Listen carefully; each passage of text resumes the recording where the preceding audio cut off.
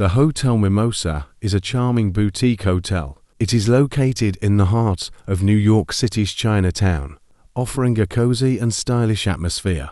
The hotel features 30 rooms, each designed with a modern, minimalistic aesthetic. It provides guests with a comfortable and intimate stay while being conveniently close to many of the city's top attractions. Room 606, Superior Queen, virtual visit. Here is my objective assessment. Positive points: nice location in Chinatown, friendly and helpful reception. The hotel provides a list of recommended restaurants, which is useful. Negative points: noise from the subway. If you are a light sleeper, it might wake you up. Absolutely ludicrous price at an average of $273 per night. Very bad value for money.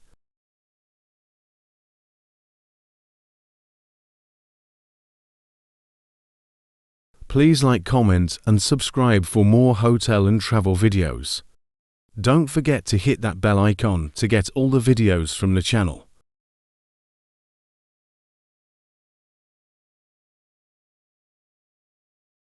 Warning: the rating is heavily impacted by the silly price. And by the way, I booked the room 4 months in advance, so it's not because I booked it at the last minute. I found the little table very useful.